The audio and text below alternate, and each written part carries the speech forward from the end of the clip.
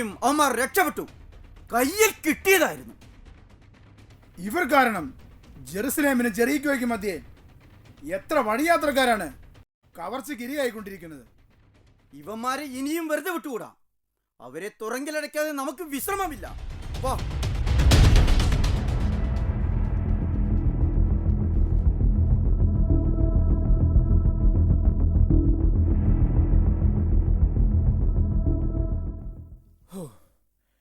ഭടന്മാർ പോയെന്ന് തോന്നുന്നു. തൽക്കാലം രക്ഷപ്പെട്ടു. പക്ഷേ ഇനി നമ്മൾ കരുതിയിരിക്കണം. എല്ലാമാ നശിച്ച യഹൂദന്റെ ശാപമായിരിക്കണം.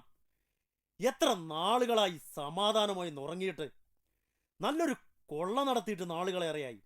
ആ നശിച്ച യഹൂദൻ എന്തായാലും അവിടെ കിടന്ന് തീർന്നു കാണും. ഏയ് ഇല്ല ഇല്ല, അവൻ മരിച്ചിട്ടില്ല. പിന്നെ അവനെ ഏതോ ഒരു സമരിയക്കാരൻ രക്ഷിച്ചുവെന്നാണ് അറിയാൻ കഴിഞ്ഞത്. നിന്നോടിതാര് പറഞ്ഞു? പട്ടണത്തിൽ ഇപ്പോൾ ഇതാണ് സംസാര വിഷയം. അവിടെ യേശു എന്നൊരു നസ്രായൻ വന്നിട്ടുണ്ട്. നമ്മൾ ആക്രമിച്ച യഹൂദനെ പറ്റിയും ഈ സമരിയക്കാരനെ കുറിച്ചുമാണ് അവൻ ഉപമകൾ വഴി ജനങ്ങളെ പഠിപ്പിക്കുന്നത്. യേശുവോ? ആരാണവൻ?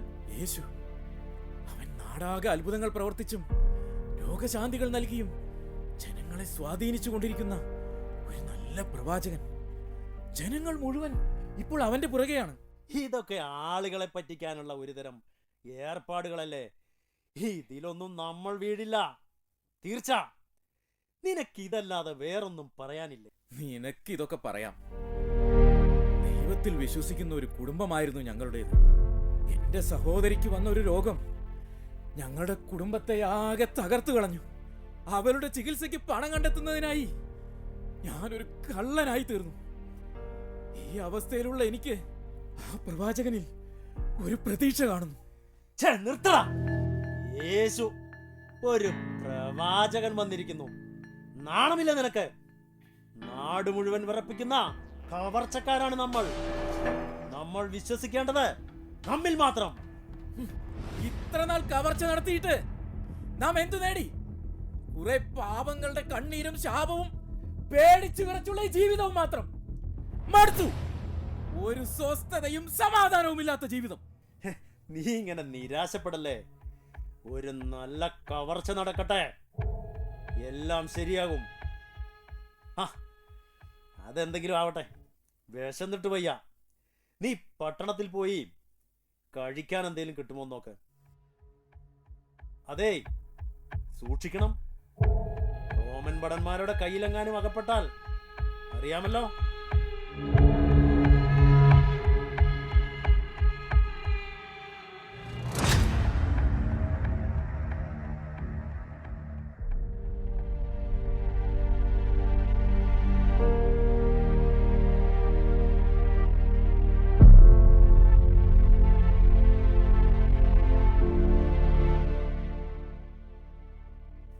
ഇവൻ ദൈവപുത്രൻ തന്നെ. കണ്ടില്ലേ, 5 അപ്പവും 2 മീനും വർദ്ധിപ്പിച്ച് അവൻ 5000 പേരെയല്ലേ ഊട്ടിയത്. പോരാഞ്ഞ് എത്ര കുട്ടകളാണ് മിച്ചം വന്നിരിക്കുന്നത്. ശരിയാ, ഇവൻ വരാനിരിക്കുന്ന രക്ഷകൻ തന്നെ. നിങ്ങൾ എൻ്റെ മകളെ കണ്ടില്ലേ? ഏതാനും ദിവസങ്ങൾക്ക് മുമ്പ് എൻ്റെ ഈ മകൾ മരിച്ചുപോയെന്ന് കരുതിയതാ.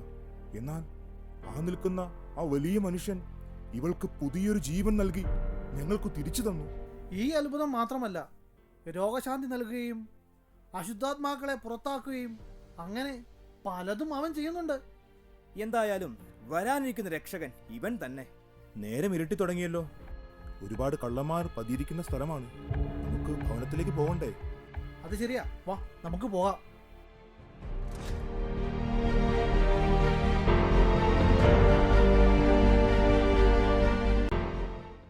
താങ്കളൊന്നും കഴിച്ചില്ലെന്ന് തോന്നുന്നു.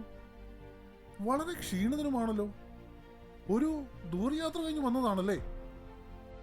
അത് ഞാൻ താങ്കൾക്ക് ഞാൻ ഭക്ഷണം തരാം. താങ്കൾ കഴിക്കുന്നില്ലേ? ഇല്ല, ഞാൻ ഭവനത്തിൽ ചെന്ന് കഴിച്ചോളാം. എങ്കിൽ ഞാൻ അല്പം കൂടി നൽകാം. വളരെ നന്ദി. താങ്കളുടെ പേര്? ഞാൻ പത്രോസ്, യേശുവിന്റെ ശിഷ്യനാണ്. എനിക്ക് യേശുവിനെ ഒന്ന് കാണാൻ സാധിക്കുമോ? ക്ഷമിക്കണം, ഗുരു പ്രാർത്ഥനയ്ക്കായി മലമുകളിലേക്ക് പോയി. വിഷമിക്കേണ്ട, പോയി നാളെ വരൂ.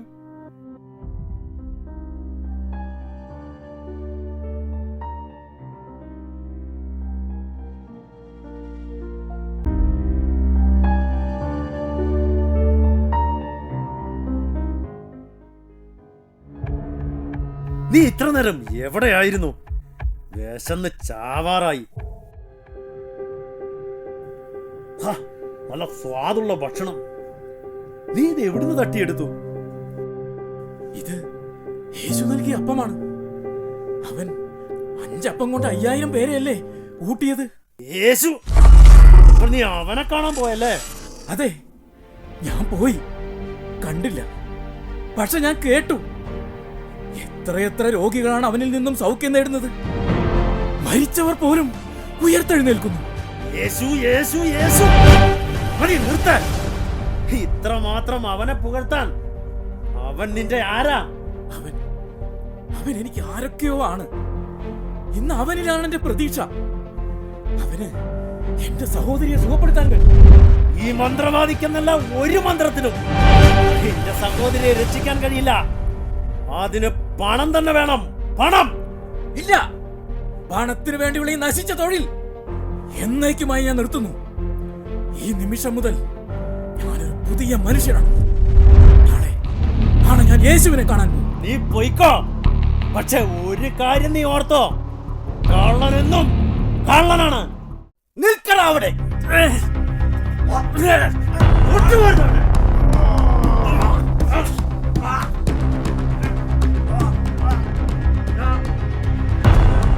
നടക്കടാ രണ്ടും കാരാഗ്രഹത്തിലേക്ക്.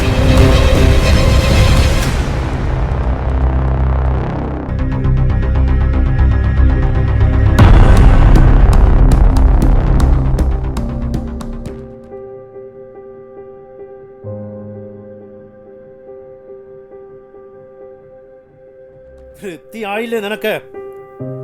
എത്ര നാളുകളായി നമ്മളിവിടെ കിടക്കുന്നു. എങ്ങനെയെങ്കിലും ഇവിടെ നിന്ന് രക്ഷപ്പെടണം. വേണ്ട, എനിക്ക് രക്ഷപ്പെടണ്ട. നമ്മൾ വിതച്ചതേ നമ്മൾ കൊയ്യൂ. ഇത് നമുക്ക് അർഹിച്ചതാണ്. വധശിക്ഷയിൽ കുറഞ്ഞതൊന്നും നമുക്ക് ലഭിക്കില്ല. എത്രയും പെട്ടെന്ന് ഇവിടെ നിന്ന് രക്ഷപ്പെടണം. ഇനി നമുക്കുള്ള പ്രതീക്ഷ ഈ പെസഹായാണ്. എല്ലാ വർഷവും പെസഹ തിരുനാളിന് ജനം ആവശ്യപ്പെടുന്ന ഒരു തടവുപുള്ളിയെ ദേശാധിപതി വിട്ടുകൊടുക്കുന്ന ഒരു പതിവുണ്ടല്ലോ. അപ്പോ നമ്മെ വധിക്കാൻ ഉത്തരവിടുമല്ലേ? ആരെയും കൊണ്ടുവരുന്നുണ്ടല്ലോ.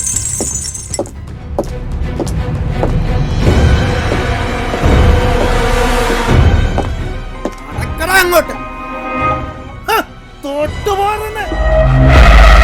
വധശിക്ഷയ്ക്ക് വിധിക്കപ്പെടാൻ പോകുന്നവനാണ്. അവന്റെ ഒരു അഹങ്കാരം കണ്ടില്ലേ? നടക്കട പീലാത്തോസിന്റെ അടുത്തേക്ക്.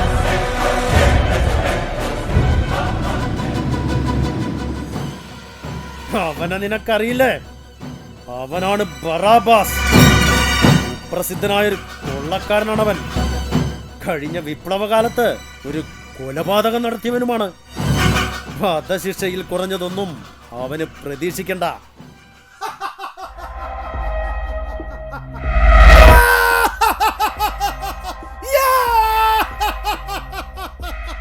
ജനങ്ങൾ വിഡ്ഢികൾ. അവർ എന്നെ മോചിപ്പിച്ചിരിക്കുന്നു.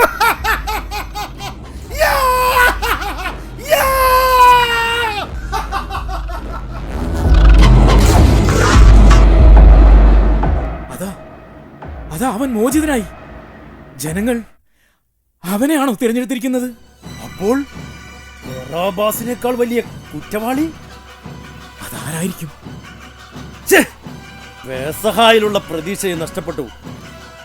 സാരമില്ല, ഞാൻ ചില പദ്ധതികളൊക്കെ കണ്ടിട്ടുണ്ട്. എന്താടാ ഇവിടെ ഒരു ഗൂഢാലോചന?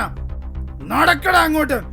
നിന്റെയൊക്കെ അന്ത്യം എണ്ണപ്പെട്ട് കഴിഞ്ഞു. കൊടും കുറ്റവാളിയായ ബറാബാസിനെ മോചിപ്പിച്ചു. അനീതിയല്ലേ നിങ്ങളുടേത്? നിയമത്തെ അമ്മാനമാടുന്ന നപുംസകങ്ങളല്ലേ നിങ്ങൾ? അമ്മൻപടന്മാർക്കെതിരെ ശബ്ദമുയർത്താൻ നിനക്കിത്ര ധൈര്യമോ? ഇതിനുള്ള മറുപടി കൊലക്കളത്തിൽ വെച്ച് അരുതേ, അരുതേ.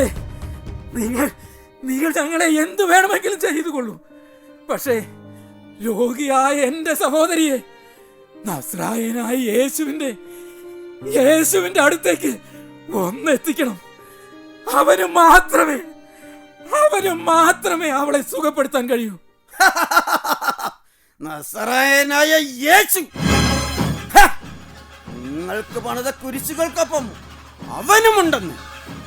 നാളെ നിങ്ങളോടൊപ്പം അവനെയും ഞങ്ങൾ ക്രൂശിലേറ്റും.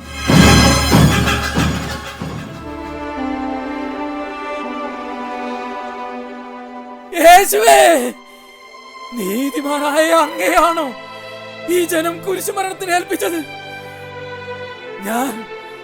ഞാൻ അങ്ങയെ കാണാൻ ആഗ്രഹിച്ചു. പക്ഷേ അത് കുരിശുമരണത്തിലായിരിക്കുമെന്ന് കരുതിയില്ലല്ലോ. യേശുവേ, ഇതാ നീതിമാനായ അങ്ങയോടൊപ്പം മരിക്കാൻ പാപിയായ ഈ ഞാനും.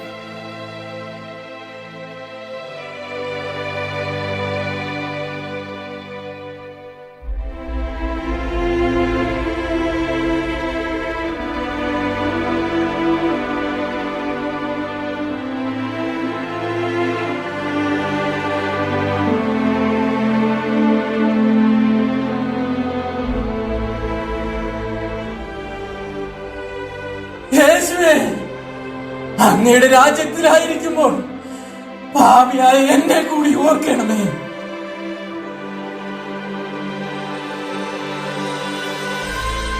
സത്യമായി ഞാൻ നിന്നോട് പറയുന്നു, ഇന്നു മുതൽ നീ എന്നോടുകൂടെ പറുദീസയിലായിരിക്കും.